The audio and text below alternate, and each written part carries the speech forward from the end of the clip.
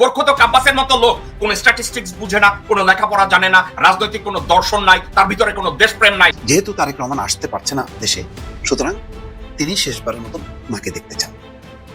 এই কারণে বেগম খালেদা জিয়াকে এরকম কঠিন সময়ের মধ্যেও, ক্রিটিক্যাল কন্ডিশনের মধ্যেও তাকে নিয়ে যাওয়া হচ্ছে। যদি বলা হচ্ছে উন্নত চিকিৎসার কথা, কিন্তু অন্তরালে এমন একটি ঘটনা যে ক্রিটিক্যাল অবস্থা, যেটা তার এই লম্বা জার্নি বহন করার মতন তার শারীরিক অবস্থা না, তারপরে নেচ্ছে। মা বোনদেরকে সাবধান করছে। উনি বলছেন জামাতের মহিলারা চুপে চাপে যখন দেখে হাজবেন্ড বাসায় নাই, তখনই ঢুইকা যায় কসম কাটায়। কসম কাটার সময় বুকে হাত রাখেন, জামাত বুকে হাত দিয়া বলেন জামাত ইসলামকে ভোট দিবেন। আর ওই বুকে হাত দিয়ে কথা দেওয়ার পর জামাতের মহিলারা বলেন, এই যে দেখেন আমার ভিতরে কোরআন আছে, আপনি কিন্তু কোরআন ছিঁড়া কসম কাটলেন, আপনি কিন্তু ভোট না দিলে দুযোগে যাবেন, আর ভোট দিলে বেহেশতে যাবেন। এরকম কথা বলে সমস্ত মা বোনদেরকে উনি সাবধান করছে, এদেরকে যেন ঘরে ঢুকতে না দেয়। আর ওই যে আওয়ামী লীগই পারবে এই জামাতের মতো অসভ্যদেরকে শায়েস্তা করতে।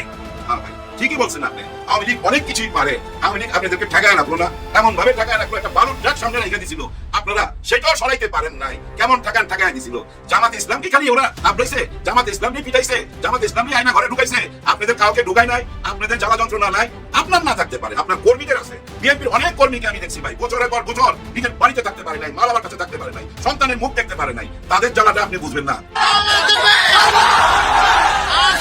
কেউ যদি বাধা নেয়, আমার বাংলার যুবক ভাইরা ওদের বাবার নাম ভুলা দিবে।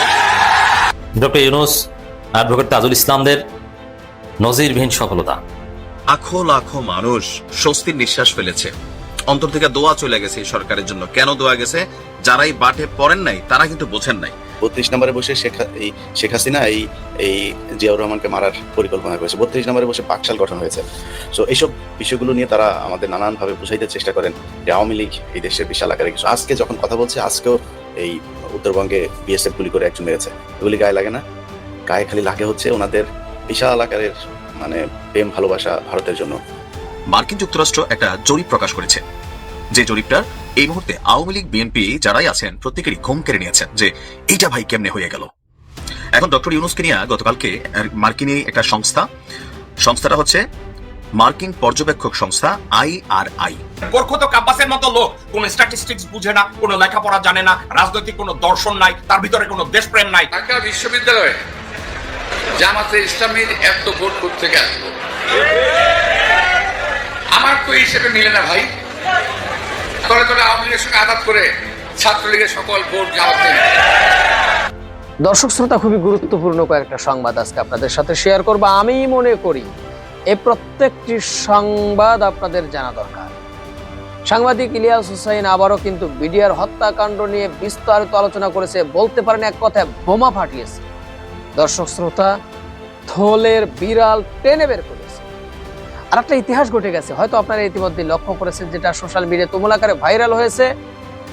আবরারুল হক আসিফ একজন ইয়াং বক্তা, সে ডক্টর মিজানুর রহমান আজহারির স্টাইলে ওয়াজ করে সে ভাইরাল। এখন মোটামুটি ভালোই যুব সমাজ তাকে পছন্দ করে। যাই হোক, সেটা আমি বলবো না। সে যেটা বলতে চাচ্ছি সেটা হলো, একটা ঘটনা ঘটে দিয়েছে। সেটা হলো বগুড়াতে একটা প্রোগ্রাম করতে গিয়ে বিএনপির নেতা মাহফিলের স্টেজে বাধা প্রদান করে তাকে। এক পর্যায়ে সেখানে তুমুল আকারে উত্তেজনা সৃষ্টি হয়। আসসালামু আলাইকুম দর্শক, নতুন একটি খবরে আপনাদের সবাইকে স্বাগতম। আশা করছি আপনারা ভিডিওর শুরুটা দেখেই বুঝতে পেরেছেন আজকের নিউজটা ঠিক কতটা গুরুত্বপূর্ণ হতে চলেছে এবং ঠিক কোন দিকটাকে ইঙ্গিত করছে। তাই বলবো দর্শক, যারা ভিডিওটি দেখতে শুরু করেছেন তারা অবশ্যই নিউজটি না টেনে সম্পূর্ণ মনোযোগ সহকারে দেখবেন, তাহলে এই বিষয় সম্পর্কে আসল তথ্যগুলো জানতে বা বুঝতে পারবেন। তো প্রিয় দর্শক, আমি আর কথা বাড়াবো না। ভিডিওর শুরুতে আপনাদের যেই ভিডিওগুলোর অংশবিশেষ দেখিয়ে শুরু করেছিলাম, সেই ভিডিওগুলোর বিস্তারিত আলোচনা দেখব। তবে তার আগে অনুরোধ, যারা এখনও চ্যানেলটি সাবস্ক্রাইব করেননি সকলে চ্যানেলটি সাবস্ক্রাইব করে পাশে থাকা বেল আইকন বাজিয়ে দিন। আর যারা ইতিমধ্যে সাবস্ক্রাইব করে রেখেছেন তাদেরকে অসংখ্য ধন্যবাদ। প্রিয় দর্শক, চলুন একটি লাইক দিয়ে আমরা ধারাবাহিকভাবে সবগুলো ভিডিওর বিস্তারিত আলোচনা দেখে আসি। ঢাকা বিশ্ববিদ্যালয়ে জামাতে ইসলামীর এত ভোট থেকে আসলো, আমার তো হিসেবে মিলে না ভাই। তলে তলে আওয়ামী লীগের সঙ্গে আঘাত করে ছাত্রলীগের সকল ভোট জামাতে। বুঝতে পারছেন? এখন কি আওয়ামী লীগের ভোট জামাতে চলে গেছে, এইগুলো কথা বলা না দলকে আরো বিপর্যয়ের মধ্যে ফেলা। কেন ফেলা, আমি আপনাকে একটা হিসাব দিয়ে বুঝাই। ধরুন ডাকসু নির্বাচনে ছাত্র দলের ভিপি প্রার্থী পেয়েছে 5,000 বা 6,000 ভোট, হ্যাঁ, আর শিবিরের প্রার্থী পেয়েছে 14,000 ভোট। এখানে 9,000 ভোটের একটা গ্যাপ আছে। তো তাহলে কি আপনি স্বীকার করছেন যে এই 9,000 ভোট ছাত্রলীগের ভোট? তাহলে আপনি কি বলতে চাইছেন? সো এই ধরনের কথাবার্তা না বলে ঠান্ডা ভাবে দলীয় ফোরামে বসে চিন্তা ভাবনা করে কথা বললে ভালো হয় বলে আমার মনে হয়। আমার আর থাপ্পড় মারার দরকার নাই। গোরখত কাব্বাস রে আমার আর থাপ্পড় মারার দরকার আছে? গোরখত কাব্বাস বলছে ঢাকা ইউনিভার্সিটিতে এই মুহূর্তে নাকি ছাত্রলীগের 9,000 10,000 ভোট আছে। আপনারা বুঝছেন, গোরখত কাব্বাসের মতো লোক কোন স্ট্যাটিস্টিক্স বুঝে না, কোন লেখাপড়া জানে না, রাজনৈতিক কোন দর্শন নাই, তার ভিতরে কোনো দেশপ্রেম নাই, তার ভিতরে একটা জিনিস আছে, সান্দাবাজি। গোরখত কাব্বাস একটা জিনিসই জানে, শুধু সান্দা। তারে পাঠাইছে ঢাকা ইউনিভার্সিটিতে কোঅর্ডিনেট করার জন্য ডাকসু নির্বাচনে কেমনে ছাত্র দলকে জিতা। বাংলাদেশের ঢাকা ইউনিভার্সিটির ছাত্রছাত্রীরা কি এত বলদ যে এই গোরখত কাব্বাসের এই কথায় তারা ভুলে যাবে? একটা কথা বলছে, ওই যে বিএনপির আরেক কুতুব বলছে দীর্ঘ 17 বছর ছাত্রলীগ ঢাকা ইউনিভার্সিটি শাসন করছে। কথার নমুনা দেখছেন? ঢাকা ইউনিভার্সিটি নাকি ছাত্রলীগ শাসন করছে। কয় নেতারা পলাইছে, তাদের কর্মীরা আছে না? কথাটা তো এটাও হইতে পারে। ছাত্রলীগের যত ভোট এবং সমর্থক ছিল তার 80% ভোট এবং সমর্থকরা নিরুপায় হয়ে তাদেরকে সাপোর্ট দিছে, কারণ হলে সিট থাকতো না। ছাত্রলীগের স্লোগান দলে মিছিলে না গেলে তাদের সিটে পানি ঢেলে দেওয়া হইতো, তাদের খাওয়া দাওয়া নষ্ট করে দেওয়া হইতো, তাদেরকে ফ্লোর মুছানো হইতো, তাদেরকে শারীরিকভাবে নির্যাতন করা হইতো, তাদেরকে পিটানো হইতো, তাদেরকে লেখাপড়া করতে দেওয়া হইতো। তো তারা কি করতো? ছাত্রলীগের স্লোগানে যাইত। আজকে বিএনপির নেতারা বলে ছাত্র শিবিরের এরা মুনাফেক, কারণ তারা ছাত্র লীগের মধ্যে লুকায় ছিল। আপনাদেরকে আমি একটা কথা বলি, দর্শক বিন্দু একটু মনোযোগ দিয়ে আমার কথাটা যদি শুনেন আপনারা বুঝবেন। এসপিওনাজ ওয়ার্ক যেটা গোয়েন্দাগিরি, বৈদেশিক গোয়েন্দাগিরি এবং অন্য পক্ষের কি প্ল্যান এটাকে নিজের কাছে নিয়ে আসার এই ট্যাকটিক্স খালেদ বিন ওয়ালিদ এর আগেও চলছে। আপনারা যদি চিন্তা করেন ক্রুসেডের সময় এটা ভালো চলছে। জেরুজালেমে যখন বিজয় হয়, খলিফা ওমর যখন প্রথমবারের মতো জেরুজালেমে যান, তার আগে মুসলিম গোয়েন্দাদের ওখানে পাঠানো হয়েছে জায়গা রেকি করার জন্য। অবস্থা কি, জুইশদের অবস্থান কি, খ্রিস্টানদের অবস্থান কি, মুসলমানদের অবস্থান কি, পাগানদের অবস্থান কি, কার কি অবস্থা। এবং এই তথ্য যারা নিতে জেরুজালেমে যাইতেন তারা কি যায় বলতেন আমি খলিফা ওমরের জাসুস হয়ে এখানে আসছি। মুসলমানদের যেই সব মুসলিম ভাই ওখানে তথ্য সংগ্রহ করতে যেতেন, কেউ ভিক্ষুকের বেশে যেতেন, কেউ খ্রিস্টানের বেশে যেতেন, কেউ পাদ্রির বেশে যেতেন, কেউ রাবাই বেশে যেতেন। এখন শিবিরের কোনো ভাই বা বোন ঢাকা ইউনিভার্সিটিতে বেঁচে থাকার জন্য, নিজের সার্ভাইভালের জন্য, টিকে থাকার জন্য যদি জয় বাংলা স্লোগান দিলে আমি বাইচা থাকি, জয় বাংলা স্লোগান দিলে ঠিকমতো ক্লাস করতে পারি, জয় বাংলা স্লোগান দিতে গেলে মানুষকে দাওয়াত দিতে পারি, সেটা আপনার কাছে যেহেতু তারেক রহমান আসতে পারছে না দেশে, সুতরাং তিনি শেষবারের মতন মাকে দেখতে চান। এই কারণে বেগম খালেদা জিয়াকে এরকম কঠিন সময়ের মধ্যেও, ক্রিটিক্যাল কন্ডিশনের মধ্যেও তাকে নিয়ে যাওয়া হচ্ছে। যদি বলা হচ্ছে উন্নত চিকিৎসার কথা, কিন্তু অন্তরালে এমন একটি ঘটনা যে ক্রিটিক্যাল অবস্থা, যেটা তার এই লম্বা জার্নি বহন করার মতন তার শারীরিক অবস্থা না, কিন্তু তারপরে নেওয়া হচ্ছে। এটি একটা প্রচার চালানোর একটা আয়োজন চলছে যে ক্রিটিক্যাল অবস্থায় শুধুমাত্র তারেক রহমানের স্বার্থেই বেগম খালেদা জিয়াকে লন্ডনে নেওয়া হচ্ছে। তারপর যদি শারীরিক অবস্থার আর উন্নতি না হয়, অপরিবর্তিত থাকে এবং আরো অবনতির দিকে থাকে, তাহলে তারেক রহমান মাকে বিদায় জানাবেন এবং খালেদা জিয়া ফিরে আসবেন। কি অবস্থায় দর্শক ফিরে আসবেন আমি আর এটা বলতে চাই না, আপনারাই বুঝে নেবেন। এরকম একটি প্রচার কিন্তু শুরু হয়েছে, গুঞ্জন শুরু হয়েছে বিভিন্ন মহলে।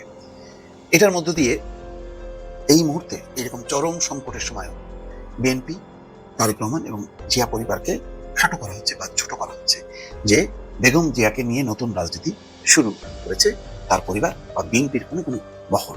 এমন একটি আলোচনা আছে, যে আলোচনাটা দর্শক আমি আপনাদের সামনে আগেই প্রকাশ করে দিলাম। আপনারা অবশ্যই সতর্ক থাকবেন। বেগম খালেদা জিয়াকে যে উদ্দেশ্যে নেওয়া হচ্ছে তার মূল কারণ হচ্ছে তার উন্নত চিকিৎসা। আন্তর্জাতিক মেডিকেল বোর্ড সিদ্ধান্ত নিয়েছে, ফলে বোর্ডের মধ্যে কে দ্বিমত প্রকাশ করলো সেটা বড় কথা না, কিন্তু এমন একটা দ্বিমত আছে বলেই এরকম একটা প্রচার চালানো হচ্ছে যে যেখানে তার শরীরের অবস্থা একেবারেই খারাপ, এখানেই সর্বোচ্চ চিকিৎসা দেওয়ার চেষ্টা করা উচিত, কিন্তু তারপরেও তাকে নেওয়া হচ্ছে। এবং এটি নেওয়া হচ্ছে তারেক রহমান যেহেতু আসবেন না, তিনি যেহেতু মাকে বিদায় দেবেন, থেকে যাবেন, সব মিলিয়ে আরেকটি রাজনৈতিক ব্যাখ্যাও এখানে এসছে। সেটা হচ্ছে বিএনপি এখন নিজেই চায় যে নির্বাচন পিছিয়ে যাক। সেই কারণেই নজরুল ইসলাম খান নির্বাচন কমিশনে গেছে এবং ডক্টর মোহাম্মদ ইউনূসকে অনুরোধ করা হবে আপনি আরো থেকে যান। ডক্টর মোহাম্মদ ইউনূস তখন নিশ্চয়তা চাইবে যে রাজনৈতিক দলগুলোর কাছে যে আমি কতদিন থাকবো আপনাদেরকে জানাতে হবে, কারণ ডক্টর ইউনূস ক্ষমতা ছাড়তে চান না এমন একটি আলোচনা আছে, যার কারণে তিনি বিব্রত। এই কারণে তিনি ফেব্রুয়ারিতেই নির্বাচন করতে চান এবং তার সম্ভাব্য ডেট হচ্ছে 12 ফেব্রুয়ারি। ইতিমধ্যে এনসিপি কিন্তু বলে আসছে যে বেগম খালেদা জিয়ার এমন একটি পরিস্থিতিতে তফসিল ঘোষণাটা পেছানো হোক, হয়তো তফসিল ঘোষণা আরো কিছুদিন পেছানো হতে পারে, কিন্তু বিএনপির চাওয়া নির্বাচনটা পিছিয়ে যাক, তাহলে এর মধ্যে তারা পরিস্থিতিটা তাদের অনুকূলে আনার চেষ্টা করা হবে। এখন যদি তারেক রহমান মায়ের চরম সময়ের পরেও যদি আসতে না পারেন, স্বাভাবিকভাবে বিএনপির অবস্থা খুবই শোচনীয় হবে, কিন্তু কেন কি কারণে আসতে তিনি পারছেন না বা পারবেন না সেটিও দলের পক্ষ থেকে ব্যাখ্যা করা যাচ্ছে না, কারণ এর সাথে অনেকগুলো আন্তর্জাতিক কারণ জড়িত। তার মধ্যে অন্যতম প্রধান কারণ হচ্ছে ভারতের একটি বাধা আছে বলে প্রচার চালানো হচ্ছে, যার কারণে তারেক রহমান নাকি আসতেই পারবেন না। মাকে নিতে আসছেন, তার মানে শাশুড়ি মাকে নিতে আসেন তারেক রহমানের সহধর্মিনী, কিন্তু পরে যখন নাকি বেগম খালেদা জিয়া দেশে ফিরবেন তখন নাকি তারেক রহমান ফিরতে পারবেন না বা ফিরবেন না। এই অবস্থায় তখন দলের অবস্থা কি হবে? স্বাভাবিকভাবে সংকটের মধ্যে পড়বে এবং বিভিন্ন রকমের প্রচারণা চলবে এবং সেই প্রচারণাটা কিন্তু ইতিমধ্যে একটা সংগঠিত করা হচ্ছে যে এমন একটা আলোচনা চালানো হবে যাতে ফাইনালি বেগম খালেদা জিয়াকে কেন্দ্র করে বিএনপি যাতে চূড়ান্ত ড্যামেজের মধ্যে যায়, এমন একটি আলোচনা, এমন একটি অপপ্রচার দর্শক ইতিমধ্যে রাজনৈতিক মহলে ছড়িয়ে দেওয়ার চেষ্টা চলছে নানা কর্নার থেকে, যারা চায় না বাংলাদেশে একটা সময় মতন একটা নির্বাচন হোক এবং খুব দ্রুত বাংলাদেশ সাংবিধানিক শাসনের দিকে ধাবিত হোক। যারা চায় না তারা এখন বেগম খালেদা জিয়ার শরীর স্বাস্থ্য চিকিৎসা। প্রভু ওনার কথা মনে পড়ে, ওনাকে যখন ঢুকাইলো তখন ভারত থেকে ভাই যে রকম চিল্লি আরম্ভ হইলো, আর ওই যে শুভেন্দ্র অধিকারী চাইল বাটি গরুর মাংস খায়া যেভাবে লাগছিল, ও তো আগরতলায় যায় বাংলাদেশ হাই কমিশনারের অফিসে হামলা করলো, মনে পড়ে? কিন্তু দেখেন এত চেষ্টার পর ভারত বহু চেষ্টা করছে কিন্তু ভিতরে পারে নাই। ইসকন নেতা চিন্ময় প্রভু এখনো চেনে এই গেরুয়া পোশাকে, আমিও গেরুয়া পোশাকে। হ্যাঁ ভাই, ডক্টর মোহাম্মদ ইউনূস স্যারকে কেউ মাথা নত করাবে এরকম ক্ষমতা এখনো হয় নাই। চোখে চোখ রেখে কথা বলছে। চিটাগাং পোর্ট এবং মোংলা পোর্ট থেকে একরকম মনে করেন যে ওই যে লাথি মেরা খেদায় না, এরকম লাথি মেরা খেদাইছে। এই দুইটা পোর্ট থেকে ইন্ডিয়া যে সুযোগ সুবিধা নিত, শেখ হাসিনা বলছিল না ভারতকে আমি যা দিছি ভারত সারা জীবন ইয়াদ করবে। ওই কথাটা কেন বলছিল জানেন? এই দুইটা পোর্ট থেকে ওনারা 7 সিস্টারে এবং কলকাতায় মালপত্র যে পাঠাইতো, সারা ভারতেই পাঠাইতো আমাদের এই দুইটা পোর্ট ব্যবহার কইরা, কিন্তু টাকা পয়সা দিত না। যেটুক দিত না ওইটুকু হলো মনে করেন যে 10 টাকা দিত, 90 টাকাই মাইরা দিত। এই যে গত 16 বছরে যা টাকা পাওনা হয়েছে ওদের কাছে ভাই, ওই টাকা দিয়া 20টা পদ্মা সেতু করা যাবে, এত টাকা মাইরা দিছে। যার জন্য পোর্টটা আরেকজনের হাতে দিয়ে দিছে, বিদেশিদের হাতে দিয়ে দিছে। এটা নতুন কিছু না ভাই। এই যে সুইডেন আছে না, সুইডেনে আমি গেছিলাম ভাই, কিছুদিন থাকছি। ওইখানে দেখছি ভাই ওনাদের যে ট্রেন যা কিছু আছে সব চাইনিজরা চালায়, চাইনিজ কোম্পানিকে দিয়ে দিছে। এরকম দিয়া দিতে হয়, চোরটা খেলাইবার জন্য দিয়া দিতে হয়। ডক্টর ইউনূস স্যার যেটা করার সেটাই করবে। আজকে ওনাকে দেখলাম পুলিশ ভাই বোনদের ওইখানে গেছে, ওনাদের কোন একটা অনুষ্ঠান ছিল, ওইখানে যে কিছু মূল্যবান কথা কইছে। এই মূল্যবান কথাগুলো আপনাদের সঙ্গে শেয়ার কইরা অন্য কথায় যাবো, বুঝছেন? মূল্যবান কথাটা কি জানেন? উনি ওইখানে এই প্রথম দেখলাম তুমি কইরা বলতে, তার মানে খুবই আপন ভাবে পুলিশ ভাই বোনদেরকে ওনাদেরকে তুমি কইরা বলতেছে যে তোমাদেরকে রেডি হইতে হবে আগামী 3টা মাসের জন্য। শুধু 3টা মাস তোমাদেরকে একদম আইন মোতাবেক চলতে হবে। আর এই 3টা মাস কেমন মাস এটা বুঝাইতে যায় বলছে। উনি ওইখানে বলতে চাইছে মা বোনদের যেমন 7, 8, 9 মাসের সময় একটা জটিল সময় পার হয় না, উনি যখন প্রেগনেন্ট থাকে মা বোনরা, ঠিক তেমনি বাংলাদেশ এখন প্রেগনেন্ট, নতুন একটা বাংলাদেশের জন্ম হবে আগামী নির্বাচনে। আর এই জন্মটা তোমাদের হাত থেকেই হবে, তোমরাই হলো ধাত্রী মা, এই দেশের ধাত্রী মা। নতুন বাংলাদেশের জন্ম তোমাদের হাত দিয়ে হবে। কথাটা কিন্তু সঠিক বলছে। আইন প্রশাসন যদি ঠিক না হয় তাহলে কি ওটা নির্বাচন হবে? আর এই নির্বাচনে বিন্দু মাত্র যদি জটিলতা দেখা দেয়, ডক্টর ইউনূস স্যারের মান ইজ্জত পুলিশ সাথে মিশে যাবে। কারণ সারা পৃথিবী থেকে ভাই না হলে 5-6 লক্ষ পর্যবেক্ষক বাংলাদেশে থাকবে ওই নির্বাচনের সময়। আর এই নির্বাচন মানে কি? এই নির্বাচনটা হচ্ছে নতুন বাংলাদেশের জন্ম হইতে যাচ্ছে। আর এই জন্মটার ধাত্রীমা হচ্ছে আমাদের দেশের আর্মি, র্যাব, পুলিশ প্রশাসন সবাই এবং আমরা জনগণ ভাই ধাত্রী, এই ধাত্রী মা হইতে চাই নতুন বাংলাদেশের জন্য। আর এই নতুন বাংলাদেশ যে হইতে যাচ্ছে এটা ভাই অনেকে বুঝা ফেলায়া ব্যালেন্স হারায় ফেলাইছে। কথাবার্তার মধ্যে কোন রকম ব্যালেন্স নাই, আউলায়া যায় না, ঠিক তেমনি আউলায়া গেছে। যেমন মির্জা আব্বাস সাহেব একটা কথা বলছে, খুব কষায়া কষায়া রসায়া রসায়া উনি কথাগুলা বলছে। উনি কথা এমন ভাবেই বলে, উনি নিজেই বলে দেখামু পেটে মারুম নাকে। হ্যাঁ বুঝছে, বক্সিং হয় না, দেখামু পেটে মারুম নাকে, ঠিক তেমনি আজকে উনি পেট দেখায়া নাকে মারছে। কি বলছে জানেন? এই জামাতে ইসলাম হচ্ছে একটা ফটকাবাজ দল। হ্যাঁ, আর এই ফটকাবাজ দলকে ঠিক করার জন্য আওয়ামী লীগই ঠিক ছিল। আওয়ামী লীগ একটা বেয়াদব দল, আর ওই বেয়াদবরা এই ফটকা গুলারে ঠিক করতে পারবে, এই টাইপেরই কথা বলছে। ফটকা শব্দটা উচ্চারণ করে নাই, এটা আমি কইলাম, কিন্তু ওনার কথার অর্থ ওইটাই, অসভ্য। অসভ্য দল জামাতে ইসলাম, এই অসভ্যকে ঠিক করার জন্য আওয়ামী লীগই ঠিক ছিল। দেখেন এর মধ্যে একটা কথা চলে আসে না, যে কেউ তো বলতে পারে তাহলে বিএনপির জন্য হাসিনা ঠিক ছিল, এটা তো বলাই যাইতে পারে। দেখেন উনি যেভাবে কথাটা বললো, এটা কেমন কথা হইলো জানেন? উপরে থুতু মারলে নিজের গায়ে পড়ে। হ্যাঁ, নিজের গায়েই তো পড়ে। উনি ওইখানে আরো অনেক কথা বলছে, এরা স্বাধীনতার বিপক্ষে ছিল, এরা বাংলাদেশ চায় নাই, এরা আবার এখন বাংলাদেশের নির্বাচন করতে চায়। আরো বলছে মা বোনদেরকে সাবধান করছে। উনি বলছে জামাতের মহিলারা চুপে চাপে যখন দেখে হাজবেন্ড বাসায় নাই তখনই ঢুইকা যায়, ঢুইকা যায় কসম কাটায়, কসম কাটার সময় বুকে হাত রাখে, আমার বুকে হাত দিয়া বলেন জামাত ইসলামকে ভোট দিবেন। আর ওই বুকে হাত দিয়া কথা দেওয়ার পর জামাতের মহিলারা বলে এই যে দেখেন আমার ভিতরে কোরআন আছে, আপনি কিন্তু কোরআন ছিঁড়ে কসম কাটলেন, আপনি কিন্তু ভোট না দিলে দোজখে যাবেন আর ভোট দিলে বেহেশতে যাবেন। এরকম কথা বলে সমস্ত মা বোনদেরকে উনি সাবধান করছে, এদেরকে যেন ঘরে ঢুকতে না দেয়। আর ওই যে আওয়ামী লীগই পারবে এই জামাতের মতো অসভ্যদেরকে শায়েস্তা করতে। হ্যাঁ ভাই ঠিকই বলছেন আপনি, আওয়ামী লীগ অনেক কিছুই পারে। আওয়ামী লীগ আপনাদেরকে ঠেকায় রাখলো না, এমন ভাবে ঠেকায় রাখলো, একটা বালুর ট্রাক সামনে রেখে দিছিল, আপনারা সেটাও সরাইতে পারেন নাই। কেমন ঠেকায় দিছিল? জামাতে ইসলাম কি খালি ওরা তাবড়াইছে, জামাতে ইসলাম পিটাইছে, জামাতে ইসলাম আয়না ঘরে ঢুকাইছে, আপনাদের কাউকে ঢুকায় নাই, আপনাদের জ্বালা যন্ত্রণা নাই। আপনার না থাকতে পারে, আপনার কর্মীদের আছে। বিএনপির অনেক কর্মীকে আমি দেখছি ভাই, বছরের পর বছর নিজের বাড়িতে থাকতে পারে নাই, মা বাবার কাছে থাকতে পারে নাই, সন্তানের মুখ দেখতে পারে নাই। তাদের জ্বালাটা আপনি বুঝবেন না বলেই এখন আওয়ামী লীগকে আনতে চান অসভ্য জামাতকে শায়েস্তা করার জন্য। জামাতকে শায়েস্তা খালি ভাই উনি না, অনেকেই করতে চায়, অনেকেরই ক্ষোভ। দেখবেন এই টক শোতে আইসা জামাতের বিরুদ্ধে যেভাবে কথা বলে, এতে আমার এত আনন্দ হয়, কারণ এটা টোটালটাই পাগলামি। এরা আধা পাগল হয়ে গেছে, আধা পাগল হয়েই কিন্তু বলে যে এই মুহূর্তে প্রশাসনের সব জায়গায় জামাতের লোক বসে আছে। হ্যাঁ, প্রশাসনের সব জায়গায় নাকি জামাতহীন হয়ে গেছে, আর আমাদের ডক্টর মোহাম্মদ ইউনূস স্যার সেটা সহযোগিতা করে যাচ্ছে। বর্তমান যে সরকার আছে, সরকারও নাকি তলে তলে জামাতকে সহযোগিতা করে যাচ্ছে। আমার প্রশ্ন, আপনারা যদি জানেনই জামাত তলে তলে এত দূর আগে গেছে, আপনারা কেন পারলেন না? এটা একটা প্রশ্ন। আরেকটা প্রশ্ন, যাই না শুই না কেন নির্বাচনে যাইতেছেন?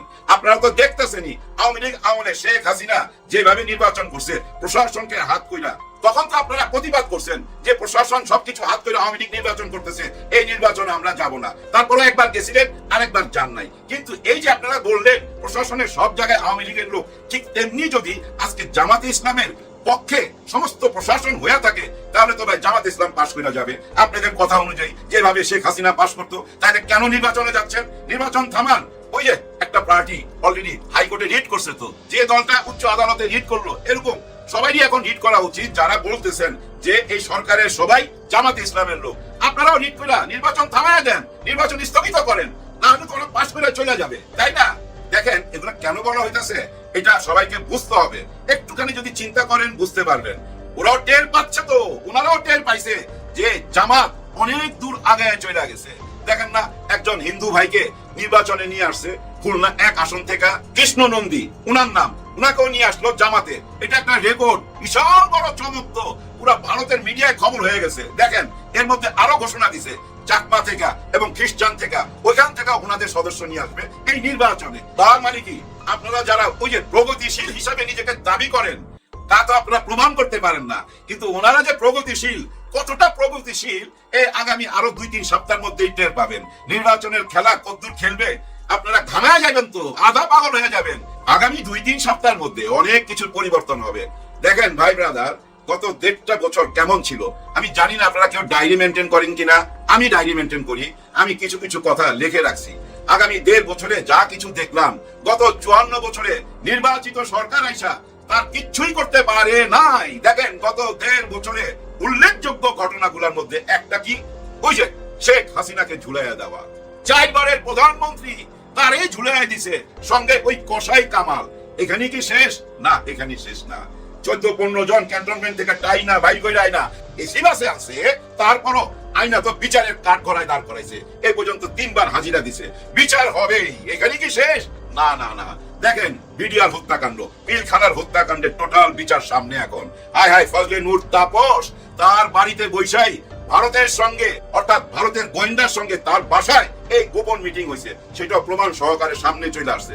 তার মানে কি, এই বিচারে ভারতও জড়ায় গেল, ভারতের চোখেও চোখ রেখা কথা বলতেছে। চিন্তা করেন, একটা দেশ কিন্তু একটা বিরাট অপরাধের সঙ্গে জড়িত, ওই দেশে 24 জন সোলজার এসে এখানে হত্যাকাণ্ড চালাইছে, এরকম কথা এই রিপোর্টে উঠে আসছে। কত ভয়াবহ ব্যাপার, সহজ ব্যাপার না কিন্তু। পার্শ্ববর্তী দেশও জড়ায় গেল, সারা বিশ্বে এগুলো খবর ছড়ায় যাচ্ছে না? আর ডক্টর মোহাম্মদ ইউনূস স্যার যেখানে, ওইখানে তো ছড়াবেই। দেখেন আমেরিকা থেকে একটা কথা বলছিল, মনে আছে আপনাদের, যে জামাতে ইসলামের মধ্যে শিক্ষিত লোক বেশি।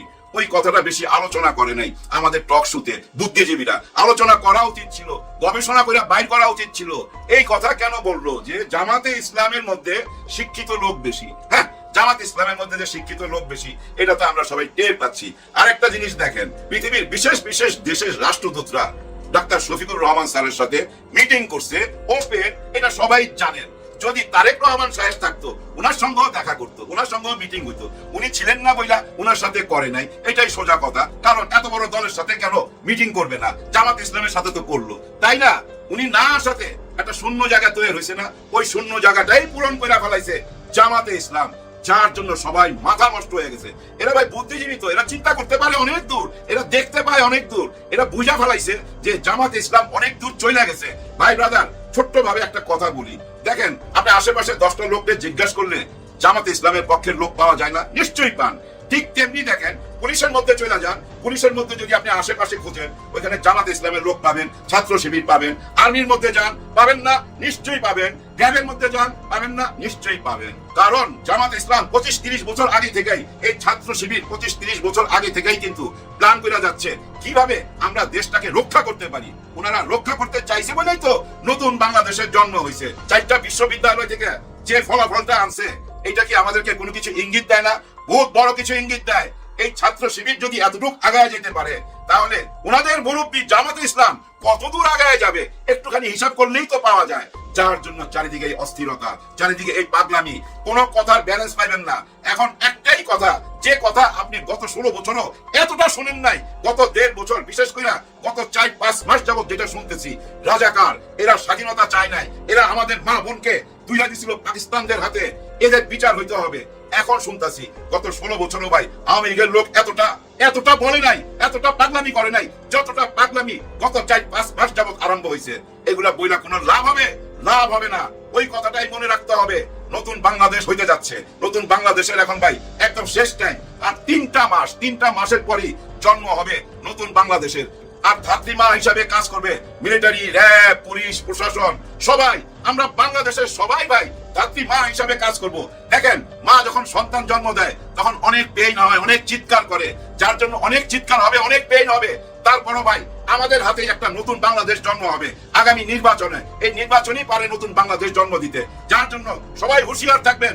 আর এই 3টা মাস, এই যে 3টা মাস না সামনের, প্রতিদিন আপনারা কাগজে নোট করে রাখবেন কিভাবে জন্ম হইতে যাচ্ছে নতুন বাংলাদেশে। নিজেরা দেখতে পাবেন, চোখে দেখতে পারবেন, কেউ ঠেকায় রাখতে পারবে না। যে যত রকম চেষ্টাই করেন না কেন, আর রুখতে পারবেন না। কারণ কি জানেন, ধনুক থেকে যখন তীর বাইরে হয়ে যায় তখন আর ওইটাকে রোখা যায় না, ওইটা লক্ষ্যের মধ্যে যায়, আঘাত করবেই। ওই টাইম চলে আসছে। এই টাইমটা কেন আসছে জানেন? এই জন্য আসছে, গত 54 বছর এই বাংলাদেশ নিয়ে যা যা হয়েছে সব মানুষ বুঝা ফেলাইছে। এই 54 বছর বাংলাদেশ নিয়ে শুধু জুয়া খেলা হয়েছে, জুয়া খেলা, 3 কাঠ খেলা।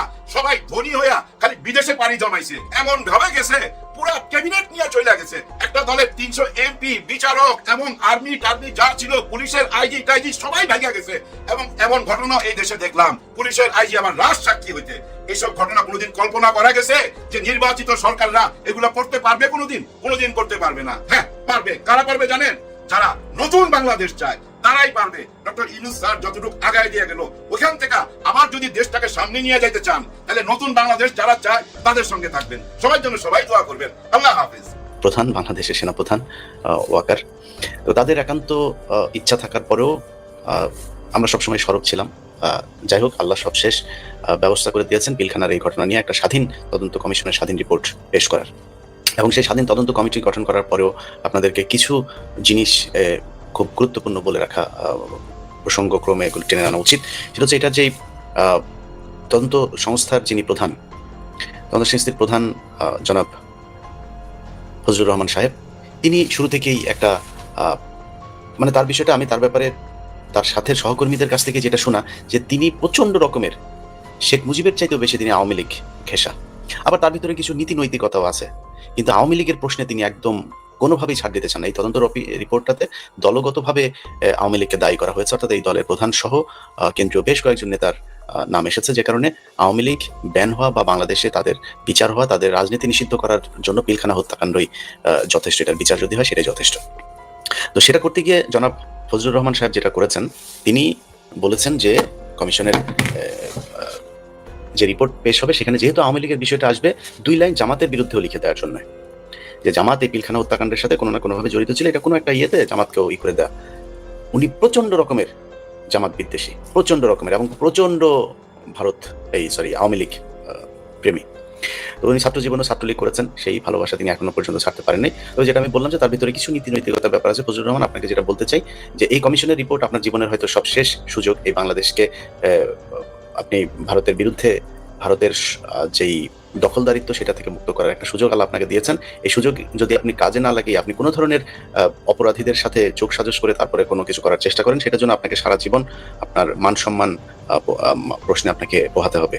যাই হোক, আমরা পিলখানা হত্যাকাণ্ডের যেই ঘটনা, সেটা আমি দীর্ঘদিন ধরে আপনাদেরকে একটা কথা বলছিলাম। আমি তখন যখন 1 বছর আগে হবে, সোহেল তাজের ব্যাপারে কিছু জিনিস আমি চেয়েছিলাম উপস্থাপন করতে। তবে ওই সময় একজন বিশেষ ব্যক্তিত্ব, তার পরামর্শক্রমে তিনি বললেন যে ইলিয়াস, এই বিষয়গুলো নিয়ে কোনো কথা বলার দরকার নাই, আমরা এটা পরে রিপোর্ট প্রকাশক তারপরেই করব।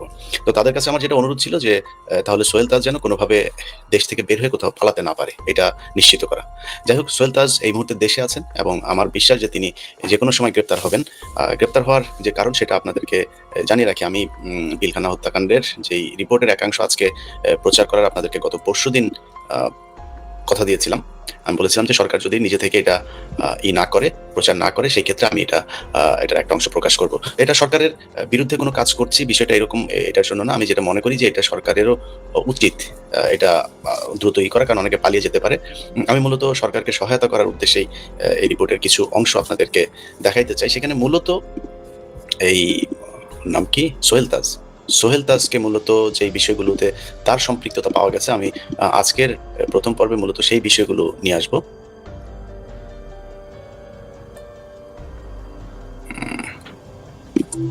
ওকে, আমি মূলত সেই বিষয়গুলো নিয়ে আসব। আমার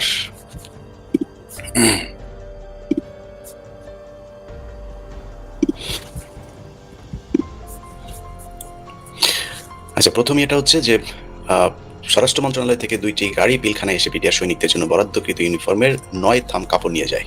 এরকম একটি ঘটনা নিয়ে ভান্ডারের সুবেদার ইসহাককে জিজ্ঞেস করে কাপড় কোথায় নিয়ে যাওয়া হচ্ছে। তিনি জানান এসব কাপড় স্বরাষ্ট্র মন্ত্রণালয়ে নিয়ে যাওয়া হচ্ছে।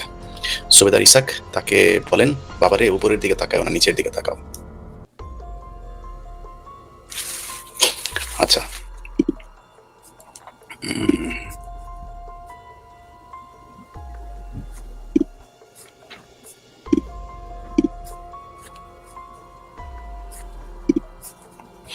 এরপরে হচ্ছে বিডিআর সদর দপ্তরে নিয়োজিত দর্জি আসিফুর রহমানকে তৎকালীন স্বরাষ্ট্র প্রতিমন্ত্রী সোহেল তাজের জন্য ইউনিফর্ম বানাতে তার অফিসে যান।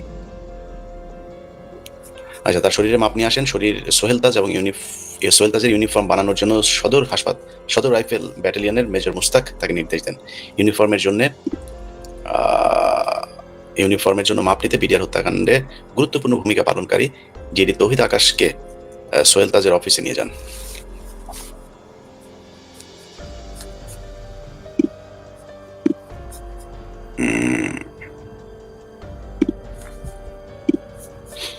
আচ্ছা, এরপর হচ্ছে সোহেল তাজের শরীরের মাপ নিয়ে তার কিছুদিন পরেই তিনি ইউনিফর্ম তৈরি করে সোহেল তাজের অফিসে পৌঁছে দেন। তবে ইউনিফর্ম এর কোনো র্যাঙ্ক লাগানো হয়নি, কিছু ডিপ সাইন ছিল। তৎকালীন স্বরাষ্ট্র প্রতিমন্ত্রী সোহেল তাজ প্যারেড দেখতে আসবেন বলে তার নিজের জন্য একটি ইউনিফর্ম বানাচ্ছেন।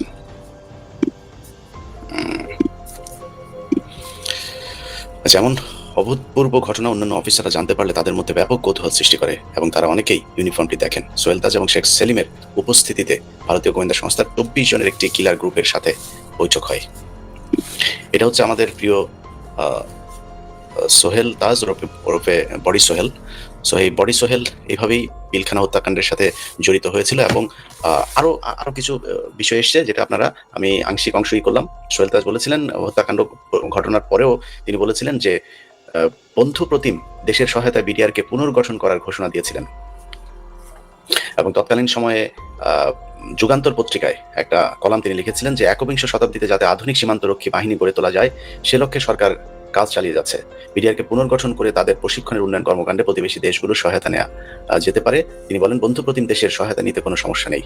6 মে 2009 সালে যুগান্তর পত্রিকায় তিনি কলাম লেখেন, এই বক্তব্য দেন।